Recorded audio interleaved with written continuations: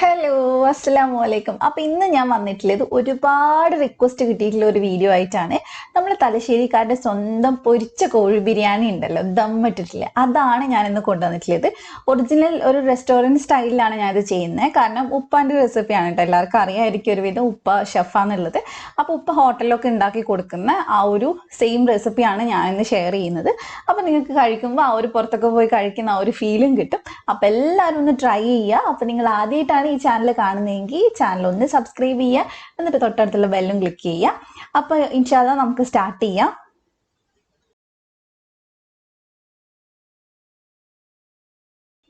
അപ്പോൾ ആദ്യം തന്നെ നമുക്ക് ചിക്കൻ ഒന്ന് ഫ്രൈ ചെയ്തെടുക്കണം. അപ്പം നന്നായിട്ട് കഴുകി ഞാനിത് ചിക്കൻ എടുത്ത് വെച്ചിട്ടുണ്ട്. 3/4 കിലോ ചിക്കൻ ഉണ്ടാവും കേട്ടോ ഇത്. അപ്പോൾ ഇതിലേക്ക് നമുക്ക് ആദ്യം തന്നെ മുളക് പൊടി ചേർത്ത് കൊടുക്കാം. ഞാൻ ഇവിടെ രണ്ടും കൂടി മിക്സ് ആയിട്ടുള്ള പൊടിയാണ് കേട്ടോ എടുത്തിട്ടുള്ളത്. അപ്പോൾ ഏകദേശം ഒരു 1.25 ടീസ്പൂണൊക്കെ ചേർത്തിട്ടുണ്ട്. അപ്പോൾ എരിവ് നോക്കിയിട്ട് ചേർക്കാം കേട്ടോ. പിന്നെ അതേപോലെ തന്നെ ഇതിലേക്ക് ഒരു 1/2 ടീസ്പൂൺ അല്ലെങ്കിൽ 3/4 ടീസ്പൂണോളം ഗരം മസാല നമുക്ക് ചേർത്ത് കൊടുക്കാം. പിന്നെ ഇതിലേക്ക് ആവശ്യത്തിന് ഉപ്പ് നമുക്ക് ചേർത്ത് കൊടുക്കാം. ഇനി ഇതിലേക്ക് നമുക്ക് കുറച്ച് മഞ്ഞൾപ്പൊടി ചേർത്ത് കൊടുക്കാം. അത് ഏകദേശം ഒരു 1/4 ടീസ്പൂൺ ഞാൻ ചേർത്തിട്ടുള്ളൂ കേട്ടോ.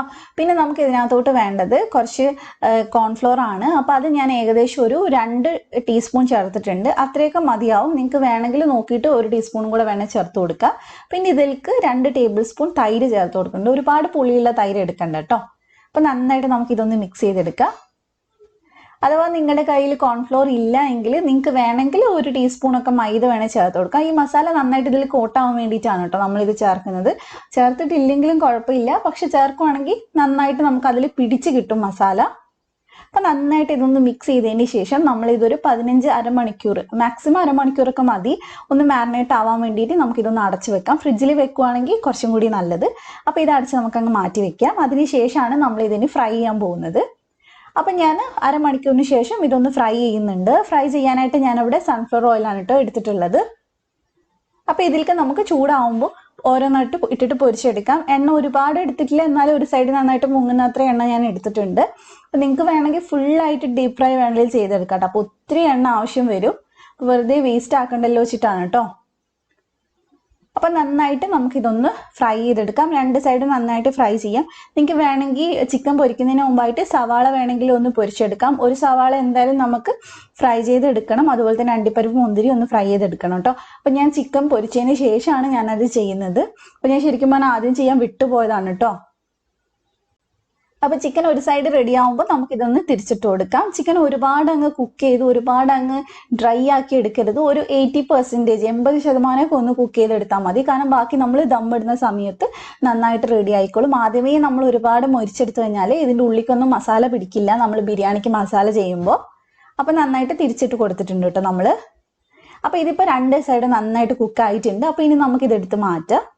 ഇതിന് ശേഷം പിന്നെ നമ്മൾ ബാക്കിയുള്ള ചിക്കനും കൂടി ഫ്രൈ ചെയ്യുന്നുണ്ട്. അതും കൂടെ കഴിഞ്ഞിട്ട് പിന്നെ ഞാൻ ഇതിലേക്ക് ഒരു സവാള ഇട്ടിട്ട് നമ്മൾ സാധാരണ പൊരിച്ചെടുക്കില്ലേ ഉള്ളി, അതുപോലെ ഒന്ന് പൊരിച്ചെടുക്കുന്നുണ്ട്. പിന്നെ കുറച്ച് അണ്ടിപ്പരിപ്പ് മുന്തിരി ഒന്ന് ഫ്രൈ ചെയ്തെടുക്കുക. ഞാനത് കാണിക്കുന്നില്ല കേട്ടോ, ഒരുപാട് വലിച്ചു നീട്ടുണ്ടാന്ന് വിചാരിച്ചിട്ടാണ്, കാരണം എല്ലാവർക്കും അത് അറിയുന്നതായിരിക്കും. അപ്പം നമുക്ക് അടുത്ത ചിക്കനും കൂടെ ബാച്ചിട്ട് പൊരിച്ചെടുക്കാം. അപ്പോൾ ചിക്കനൊക്കെ ഞാനിവിടെ ഫുള്ളായിട്ടൊന്ന് പൊരിച്ച് മാറ്റി വെച്ചിട്ടുണ്ട് കേട്ടോ. അപ്പോൾ അതിന് ശേഷമാണ് ഇനി നമ്മൾ മസാല ഉണ്ടാക്കാൻ പോകുന്നത്. അപ്പോൾ നമ്മൾ ഉള്ളിയൊക്കെ ഫ്രൈ ചെയ്ത ചിക്കനൊക്കെ ഫ്രൈ ചെയ്ത ഓയിൽ ഉണ്ടല്ലോ, അത് തന്നെയാണ് നമ്മൾ മസാല വഴറ്റാൻ വേണ്ടി എടുക്കുന്നത് കേട്ടോ. അപ്പോൾ അത് നമുക്ക് ഇതിലേക്ക് ഒഴിച്ചു കൊടുക്കാം. ഒരുപാടൊന്നും വേണ്ട, ഒരു 2-3 ടേബിൾ സ്പൂൺ ഒഴിച്ചു കൊടുക്കുക. കാരണം നമ്മൾ അത്രയും ഉള്ളി എടുക്കുന്നതുകൊണ്ടാണ് അത്ര എണ്ണ എടുക്കുന്നത്. അപ്പോൾ എണ്ണയൊന്ന് നന്നായിട്ട് ചൂടാവുന്ന സമയത്ത് നമുക്ക് ഇതിനകത്തോട്ട് സവാള ചേർത്ത് കൊടുക്കാം. നല്ല നൈസായിട്ട് കട്ട് ചെയ്ത സവാള ആയിരിക്കണം, നല്ല തിന്നായിട്ട് കട്ട് ചെയ്യാം കേട്ടോ. അപ്പോൾ ഞാൻ 4 സവാളയാണ് കേട്ടോ എടുത്തിട്ടുള്ളത്. അപ്പോൾ അതിലേക്ക് നമുക്ക് കുറച്ച് ഉപ്പൊക്കെ ഇട്ടിട്ട് ഇത് നന്നായിട്ടൊന്ന് വഴറ്റിയെടുക്കണം. ഇപ്പോൾ സവാള ഒരുപാട് വലിപ്പമുള്ള സവാളയല്ല, ഒരു മീഡിയം സൈസുള്ള സവാളയാണ് കേട്ടോ ഞാൻ എടുത്തിട്ടുള്ളത്. അപ്പോൾ നന്നായിട്ട് മിക്സ് ചെയ്ത് നമുക്ക് എടുക്കാം. ബിരിയാണിയൊക്കെ ഉണ്ടാക്കുന്ന സമയത്ത് മസാല നന്നായിട്ട് വഴറ്റിയെടുക്കുമ്പോഴാണ് കുറച്ചും കൂടി ആ ഒരു ടേസ്റ്റ് കിട്ടുക. എൻ്റെ അടുത്ത് ഒരുപാട് പേര് ചോദിച്ചിട്ടുണ്ട് കേട്ടോ ഈ റെസിപ്പി. ഞാൻ ഇടാൻ ലേറ്റ് ആയിപ്പോയതാണ്. അപ്പോൾ എല്ലാവരും ഇതൊന്ന് പെരുന്നാളിന് ട്രൈ ചെയ്ത് നോക്കാം. ഞാൻ മുമ്പ് ഉമ്മാൻ്റെ കൂടെ ഒരു വ്ളോഗ് ചെയ്തിട്ടുണ്ടായിരുന്നു ഈ റെസിപ്പി ആയിട്ട്. പക്ഷെ അത് വ്ളോഗ് ആയതുകൊണ്ടാണ് പിന്നെ ഞാൻ അധികം ലിങ്കൊന്നും ഇവിടെ ഷെയർ ചെയ്യാത്തത്. അപ്പോൾ ഉപ്പിട്ടിട്ട് നമുക്കിത് നന്നായിട്ടൊന്ന് വഴറ്റിയെടുക്കാം. ഞാൻ ഉപ്പ് ഓൾറെഡി ഇട്ടിട്ടുണ്ട് കേട്ടോ. അപ്പോൾ നിങ്ങൾ ഉണ്ടാക്കുമ്പോൾ ആദ്യമേ വലിയൊരു പാനിൽ ചെയ്യുകയാണെങ്കിൽ കുഴപ്പമില്ല. ഞാനിപ്പോൾ എന്തായാലും മസാല വേറെ ചോറ് വേറെയാണ് കേട്ടോ ചെയ്യുന്നത്. അപ്പോൾ ഇനി ഉള്ളി വഴറ്റിയതിന് ശേഷം നമുക്ക് ഇതിലേക്ക് ഇഞ്ചി വെളുത്തുള്ളി പച്ചമുളക് ചതച്ചത് ചേർത്ത് കൊടുക്കാം. പച്ചമുളക് ഏകദേശം ഒരു 5 എണ്ണം എടുത്തിട്ടുണ്ട്. പിന്നെ വെളുത്തുള്ളി 2 വെളുത്തുള്ളി മുഴുവനായിട്ട് എടുത്തിട്ടുണ്ട്. ഇഞ്ചി അത്യാവശ്യം വലുപ്പമുള്ള ഒരു പീസ് എടുത്തിട്ടുണ്ട്. അപ്പോൾ ഇതെല്ലാം കൂടി മിക്സിയിലിട്ട് ചെറുതായിട്ടൊന്ന് കറക്കിയാൽ മതി, ഒരുപാട് അരച്ചെടുക്കരുത്, അപ്പോൾ ടേസ്റ്റ് മാറും. പിന്നെ പച്ചമുളക് എടുക്കുമ്പോൾ നിങ്ങൾ എരിവ് നോക്കിയിട്ട് എടുക്കുക കേട്ടോ, കാരണം എല്ലാ പച്ചമുളകിനും ഒരേ എരിവായിരിക്കില്ല. അപ്പോൾ നന്നായിട്ട് മിക്സ് ചെയ്തെടുക്കുക. പിന്നെ നമ്മൾ ഈ ബിരിയാണി മസാലയ്ക്ക് ഈ പച്ചമുളകിൻ്റെ ടേസ്റ്റാണ് കൂടുതൽ വേണ്ടത്, വേറെ മുളകൊന്നും നമ്മൾ അധികം ചേർക്കുന്നില്ല. അപ്പോൾ നന്നായിട്ട് അതൊന്ന് പച്ചമണം മാറുന്ന സമയത്ത് ഇതിലേക്ക് തക്കാളി ചേർത്ത് കൊടുക്കുക. അത്യാവശ്യം വലുപ്പമുള്ള തക്കാളി ആണെങ്കിൽ 2 എണ്ണം മതി, മീഡിയം സൈസ് ആണെങ്കിൽ 3 എണ്ണം വരെ ചേർത്ത് കൊടുക്കുക. നല്ല പഴുത്ത തക്കാളി നോക്കിയിട്ട് ചേർക്കാൻ നോക്കുക കേട്ടോ. അപ്പോൾ നന്നായിട്ട് ഞാൻ മിക്സ് ചെയ്തെടുത്തിട്ടുണ്ട്. ഇനി ഇത് അടച്ച് വെച്ചിട്ട് തക്കാളി നല്ലപോലെ ഒന്ന് ഉടഞ്ഞു വരുന്ന വരെ നമുക്കൊന്ന് വേവിച്ചെടുക്കുക. അപ്പോൾ തക്കാളി നന്നായിട്ട് ഉടഞ്ഞിട്ടുണ്ട് കേട്ടോ. അപ്പോൾ ഇനി നമുക്ക് അടുത്ത ഇൻഗ്രീഡിയൻസ് ഒക്കെ ചേർത്ത് കൊടുക്കാം. ഞാനിവിടെ ഗരം മസാല ചേർക്കുന്നുണ്ട്. ഏകദേശം 1 ടീസ്പൂൺ ഗരം മസാല ചേർത്തിട്ടുണ്ട്. 1 ടീസ്പൂണിൽ 1.25 ടീസ്പൂൺ വരെ ചേർത്ത് കൊടുക്കാം. പിന്നെ അതേപോലെ തന്നെ 1.5 ടീസ്പൂൺ കുരുമുളക് പൊടി ചേർത്തിട്ടുണ്ട്. കുറച്ച് മഞ്ഞൾപ്പൊടി ചേർത്തിട്ടുണ്ട്. കുരുമുളക് പൊടി ഓവറായിട്ട് ചേർക്കണ്ട, ഇത്രയും ചേർത്താൽ മതി. ബാക്കി പച്ചമുളകിൻ്റെ ടേസ്റ്റ് വേണം മുന്നിൽ നിൽക്കാൻ. പിന്നെ അതുപോലെ തന്നെ ഒരു 2 ടേബിൾ സ്പൂൺ തൈര് ചേർത്തിട്ടുണ്ട്. പുളിയില്ലാത്ത തൈര് തന്നെ എടുക്കാൻ നോക്കുക, ഒരുപാട് പുളിയുള്ള തൈര് എടുക്കണ്ട. സാധാ മിൽമയുടെ നമ്മൾ ഉപയോഗിക്കുന്ന തൈര് ഉണ്ടല്ലോ, അത് തന്നെയാണ് ഞാൻ എടുത്തിട്ടുള്ളത്. പിന്നെ ഈ തൈരിന് പകരം നിങ്ങൾക്ക് നാരങ്ങ നീര് വേണമെങ്കിൽ ചേർത്ത് കൊടുക്കുക, അതായിരിക്കും കുറച്ചും കൂടി ടേസ്റ്റ് ഉണ്ടാവുക കേട്ടോ. പിന്നെ നമ്മൾ നേരത്തെ ഫ്രൈ ചെയ്ത് വെച്ചിട്ടുള്ള ചിക്കൻ ഉണ്ടല്ലോ, അത് നമുക്ക് ചേർത്തിട്ട് നന്നായിട്ട് മിക്സ് ചെയ്തെടുക്കുക. നമ്മൾ കഴിഞ്ഞ വർഷം പാരഗണിൽ ബിരിയാണിയുടെ റെസിപ്പി ഇട്ടിട്ടുണ്ടായിരുന്നു കേട്ടോ. ഭയങ്കര ഹിറ്റായിട്ടുള്ള ഒരു റെസിപ്പിയാണ്. അതിൽ തന്നെ നിങ്ങൾക്ക് കമൻസ് വായിക്കുമ്പോൾ മനസ്സിലാവും, ഒരുപാട് പേര് അത് ട്രൈ ചെയ്തിട്ട് ആ സെയിം ടേസ്റ്റ് കിട്ടിയിട്ടുണ്ടെന്ന് പറഞ്ഞിട്ടുണ്ടായിരുന്നു. കാരണം ഉപ്പ അവിടെ വർക്ക് ചെയ്തിരുന്ന സമയത്ത് ചെയ്തുകൊണ്ടിരുന്ന റെസിപ്പിയാണ് കേട്ടോ. പാരഗണിൽ ഉപ്പ വർക്ക് ചെയ്തിട്ടുണ്ടായിരുന്നു. അപ്പോൾ അതുപോലെ തന്നെ ഈ റെസിപ്പി എല്ലാവർക്കും ഇഷ്ടമാവട്ടെ. കാരണം ഉപ്പാൻ്റെ ബിരിയാണി റെസിപ്പി, റൈസ് റെസിപ്പി ഒക്കെ നമ്മുടെ ചാനലിൽ ഒത്തിരി നല്ല ഫീഡ്ബാക്ക് കിട്ടിയിട്ടുള്ള റെസിപ്പീസാണ് കേട്ടോ. അപ്പോൾ നമ്മൾ നന്നായിട്ട് മിക്സ് ചെയ്തെടുത്തിട്ടുണ്ട് കേട്ടോ. ഇനി നമുക്ക് ഇതിലേക്ക് ഇലകൾ ചേർത്ത് കൊടുക്കാം. ഞാൻ പുതിനയില എടുത്തിട്ടുണ്ട്, അതുപോലെ തന്നെ മല്ലിയില എടുത്തിട്ടുണ്ട്. പുതിനയില മല്ലിയില ഏകദേശം ഒരേ അളവിൽ ചേർത്ത് കൊടുക്കുക, കാരണം പുതിനയിലേൻ്റെ ആ ഒരു ടേസ്റ്റ് നന്നായിട്ട് വരണം മസാലയിൽ. അപ്പോൾ എന്നിട്ട് നമുക്ക് ഇത് നന്നായിട്ടൊന്ന് മിക്സ് ചെയ്തെടുക്കുക. നമ്മുടെ തലശ്ശേരി ബിരിയാണിൻ്റെ ആ ഒരു മസാലക്ക് നമ്മുടെ മലബാർ ബിരിയാണി, കാലിക്കറ്റ് ബിരിയാണിൻ്റെ ഒരു കളറല്ല കേട്ടോ ഉണ്ടാവുക, ചെറിയൊരു വൈറ്റിഷ് കളറാണ് ഉണ്ടാവുക. ഇതിപ്പോൾ നമ്മൾ ഫ്രൈ ചെയ്ത ചിക്കൻ അല്ലേ ചേർത്ത്, അതുകൊണ്ട് ആ ഒരു ചെറിയ കളറും കൂടെ വരുന്നു മാത്രമേ ഉള്ളൂ. ഫ്രൈ ചെയ്യാത്ത ഒരു ബിരിയാണി ആണെങ്കിൽ ഒരു വെള്ള കളറിലാണ് ഇരിക്കുക. അപ്പോൾ ഇതിലേക്ക് ഞാനൊരു 1/4 കപ്പ് വെള്ളം ചേർത്ത് കൊടുക്കുന്നുണ്ട്. മസാല കുറച്ചൊന്ന് ചെറുതായിട്ടൊന്ന് സെമി ഗ്രേവി ആയിട്ട് കിട്ടണം, എന്നാലേ നമുക്ക് ദമ്മിടുമ്പോൾ ശരിയായിട്ട് കിട്ടുള്ളൂ. അപ്പോൾ ഇത്തിരി ഉപ്പ് കുറവുണ്ട്, ഞാൻ കുറച്ച് ഉപ്പും കൂടി ഇട്ട് കൊടുത്തിട്ടുണ്ട് കേട്ടോ. പിന്നെ അതേപോലെ തന്നെ എനിക്ക് ഈ വെള്ള കളറിൽ ഭയങ്കരമായിട്ട് കാണുന്ന അത്ര വലിയ താല്പര്യമില്ല, അതുകൊണ്ട് ഞാൻ ഇതിലേക്ക് ഒരു 1/2 ടീസ്പൂൺ കാശ്മീരി മുളക് പൊടി ചേർക്കുന്നുണ്ട്. ഇത് കംപ്ലീറ്റ്ലി ഓപ്ഷനിലാണ് കേട്ടോ. ആ ഒരു കളർ എനിക്ക് ഇത്ര ഇഷ്ടമല്ലാത്തതുകൊണ്ട് ഞാൻ ചേർക്കുന്നതേ ഉള്ളൂ. ഇത് ശരിക്കും വേണമെന്നില്ല, ചില ഹോട്ടലിലൊക്കെ ചേർക്കാറുണ്ടെന്ന് ഉപ്പ പറഞ്ഞു കേട്ടിട്ടുണ്ട്, പക്ഷെ നിർബന്ധമില്ല കേട്ടോ. കാരണം ടേസ്റ്റിൽ വ്യത്യാസമൊന്നും വരില്ല, അങ്ങനെ കുറച്ച് ചേർത്തു എന്ന് വെച്ചിട്ട്. അപ്പോൾ മസാല നമ്മൾ റെഡി ആയിട്ടുണ്ട്, നമുക്ക് തീ ഓഫ് ചെയ്ത് മാറ്റി വെക്കാം.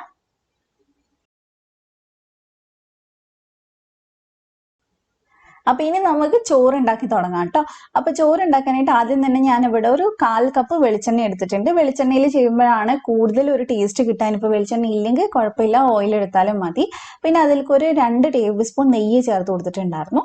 പിന്നെ അതിലേക്ക് നമ്മൾ ഒരു 4-5 ഗ്രാമ്പു, 2 ബേ ലീഫ്, അതുപോലെ തന്നെ നമ്മുടെ ജാതിപ്പൂ ഉണ്ടല്ലോ, അത് ചെറിയ കഷ്ണം ഇട്ടിട്ടുണ്ട്. ഏലക്ക 4 എണ്ണം ഇട്ടിട്ടുണ്ട്, പട്ട 2 എണ്ണം ഇട്ടിട്ടുണ്ട്.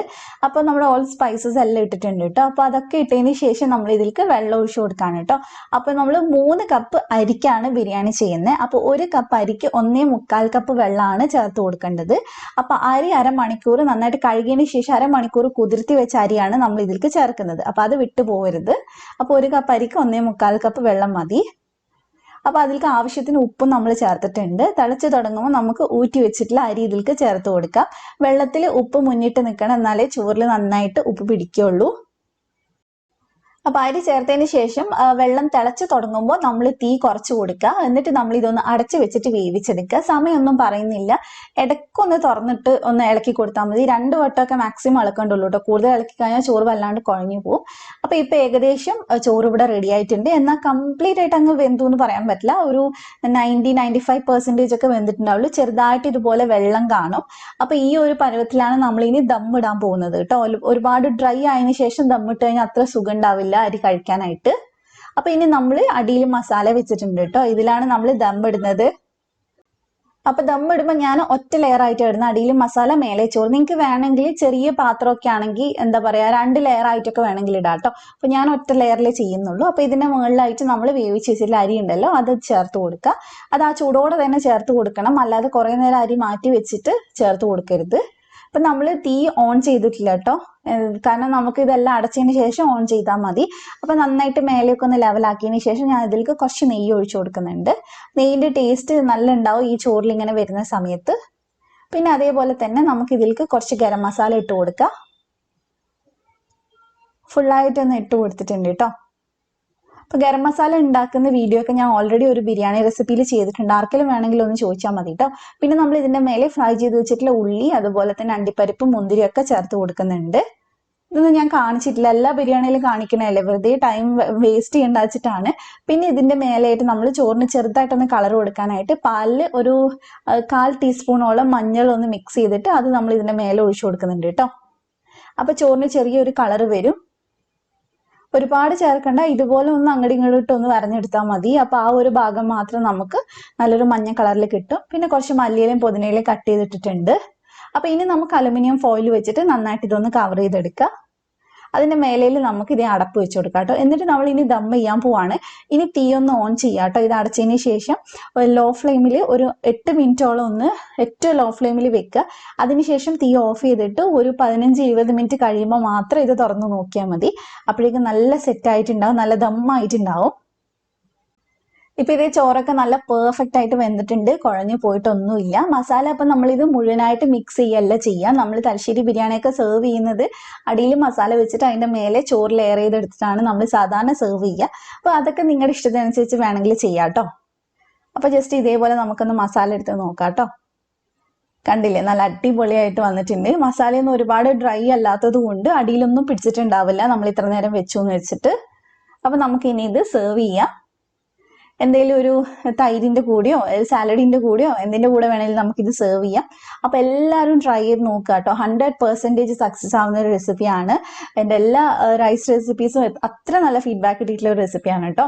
അപ്പൊ ഇതും നിങ്ങൾക്ക് ഇഷ്ടമാവും. അപ്പൊ എല്ലാവരും ട്രൈ ചെയ്യുക, എന്നിട്ട് ഫീഡ്ബാക്ക് പറയാം. അപ്പോൾ നിങ്ങൾക്ക് റെസിപ്പി ഇഷ്ടമായിട്ടുണ്ടെങ്കിൽ വീഡിയോ ലൈക്ക് ചെയ്യുക, ഫ്രണ്ട്സിനും ഫാമിലിക്കും ഒക്കെ ഒന്ന് ഷെയർ ചെയ്ത് കൊടുക്കുക. അതുപോലെ തന്നെ ഈ ചാനൽ ആദ്യമായിട്ട് കാണുന്നവരുണ്ടെങ്കിൽ ഒന്ന് സബ്സ്ക്രൈബ് ചെയ്യുക, തൊട്ടടുത്തുള്ള ബെല്ലും കൂടെ ഒന്ന് ക്ലിക്ക് ചെയ്യുക.